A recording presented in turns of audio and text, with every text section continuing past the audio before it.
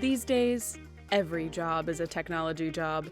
Whether you're a programmer, a marketer, or even just someone who sits down in front of a computer every day, you have a stake in the tapestry of the technology industry. Welcome to Wits and Wisdom, a podcast sharing insights, innovations, and inspiration from the award-winning Women in Tech Summit. Join host Gloria Bell, founder of the Women in Tech Summit, multi-hyphenate entrepreneur, and advocate for equity and equality in tech as she sits down with extraordinary guests from the WITS community. Listen in as they discuss wisdom from their career journeys, pro tips from their areas of expertise, and sneak previews of the biggest upcoming tech trends. This is Wits and Wisdom, a podcast from the Women in Tech Summit and Inspiring Tech Foundation. Welcome to Wits and Wisdom, a podcast sharing insights, innovation, and inspiration from the award-winning Women in Tech Summit. I'm your host, Gloria Bell, founder of WITS and the Inspiring Tech Foundation. And with me today at WITS Mid-Atlantic in Washington, D.C. is Swathi Young, the Chief Technology Officer of SustainChain, a platform powering rapid collective change to achieve the UN Sustainability Goals by 2030.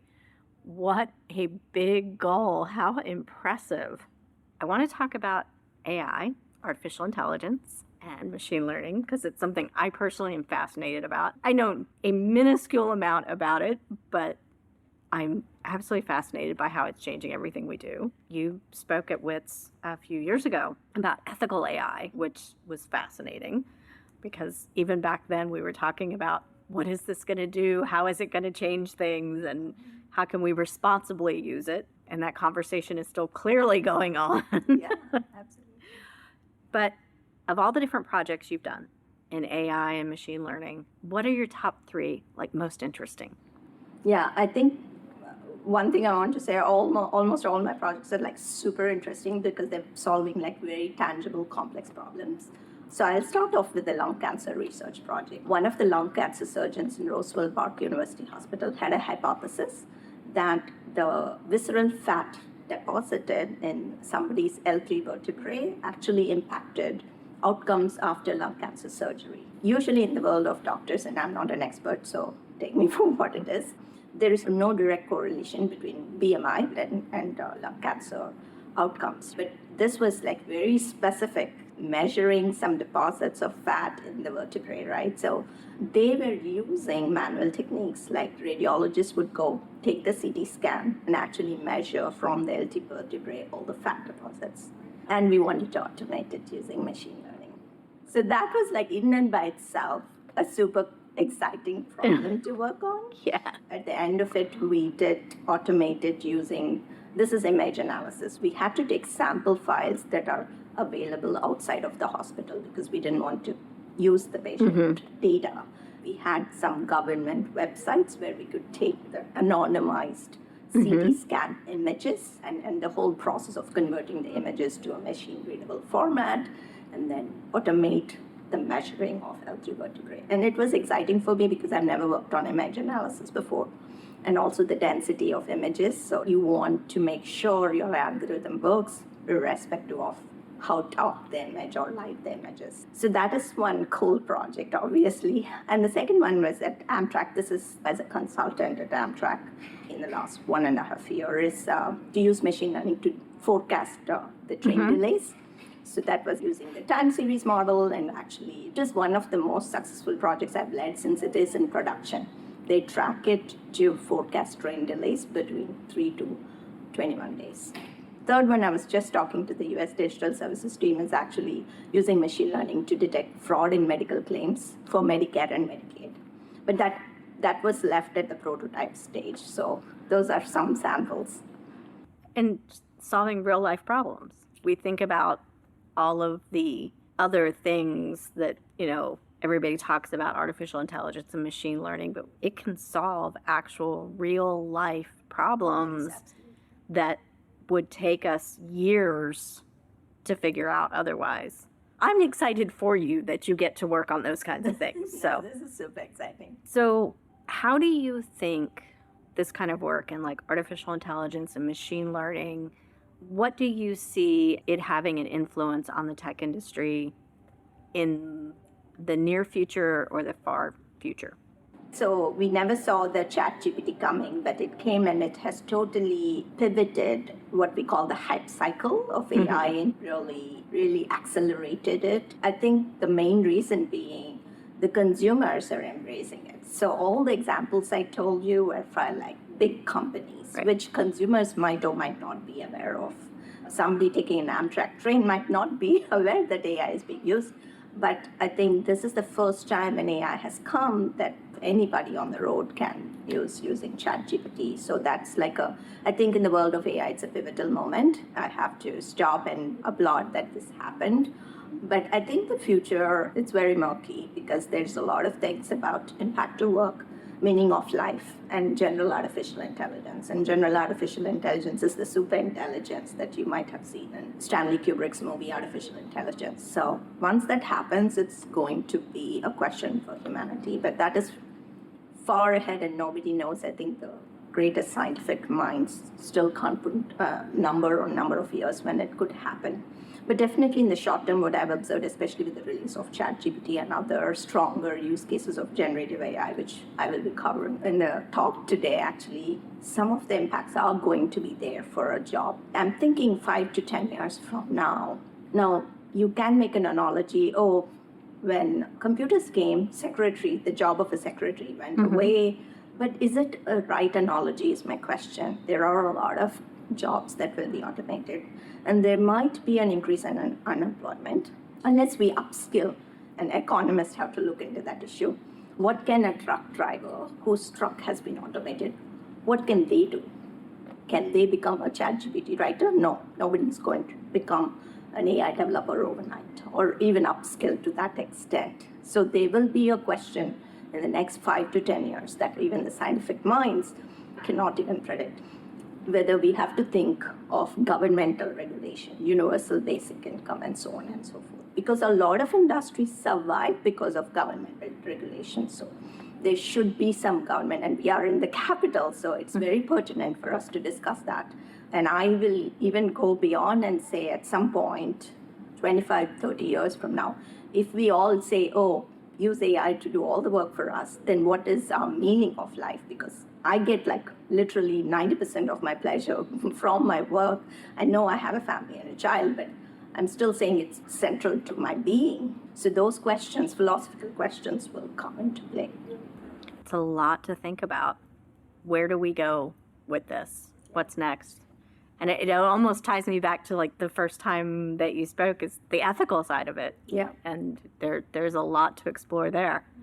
It brings up another question for me, two-pointed question around the general public's misconceptions about artificial intelligence. And then the misconceptions within the tech industry itself about artificial intelligence. Like, what do you think those are? And maybe how we should be addressing them. I think the general public, like with everything else, they won't be interested in how it works. That's for ChatGPT, right? They just want to use it to write content, maybe to write their exam paper, and so on. It's like electricity is complex if you think about how it's being produced. So I think general public, unless a point of time comes, I'm saying like 10 or 15 years from today, where most of the jobs are getting automated, then it would be like, what do they talk to their representatives of Congress and so on. But I can see in the next couple of years of the present, they're going to just use it, just like we use Alexa and the ChatGPT right now. So the other misconception is the science fiction movies. It's like the Terminator is coming. That's not going to happen, right, anytime soon. Maybe the tech is there, but it's not going to happen as long as we have an actual democratic government. So that's regarding general public. And the tech community, one observation I have made is even though we have like CIOs and CTOs, if they are running a tech shop and not necessarily using AI or machine learning, they usually are skeptical. What can it do? So that's where people like me, I go and not just educate them. I start with asking them, what are your goals? Like, for example, for Amtrak, safety is their number one goal, right? So how can you make sure that the forecasting of trains aligns with that business goal? So similarly, you start having those conversations with business leaders. What are your goals? And then I can have a hypothesis, how can machine learning actually empower you? So that educational aspect is missing. And I try to bridge the gap through my videos on LinkedIn and other places. And I know a lot of people in the community are doing that. But I think it's the misconception about the power of machine learning and what can it do for organizations. So it kind of is a great segue into my next question. What role can WITS play in the AI ecosystem? How can we help solve some of those misconceptions?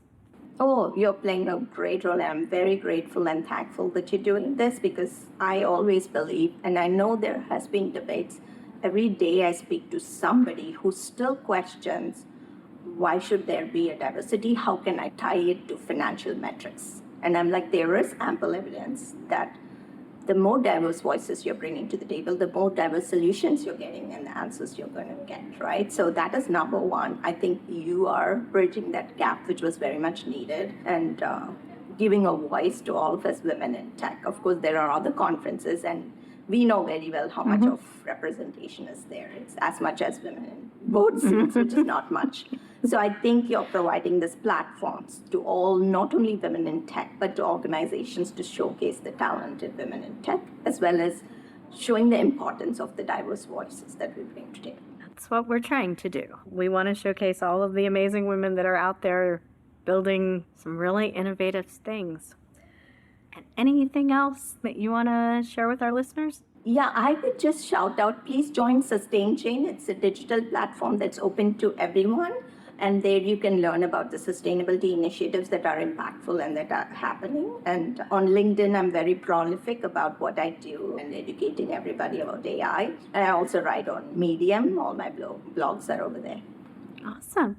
No, thank you so much. I'm very grateful for this opportunity and all the good work you're doing at WITS. Oh, well, thank you so much, Swathi. I'm so glad you had a chance to join us. And thank you so much for speaking at WITS Mid-Atlantic. I'm really looking forward to your talk today.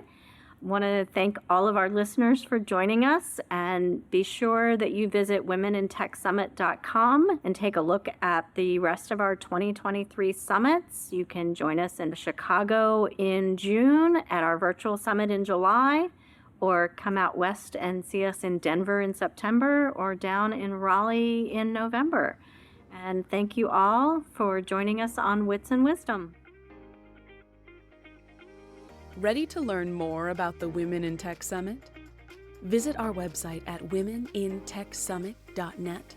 That's womenintechsummit.net to view our most up-to-date event schedules, calls for speakers, and sponsorship opportunities. If you enjoyed this episode, bookmark the show, give us a follow, or leave a review on Apple Podcasts. It helps us educate, inspire, and connect with even more movers and shakers within and beyond the technology industry. Thanks for listening, and see you here again soon on Wits and Wisdom, a podcast from the Women in Tech Summit and the Inspiring Tech Foundation.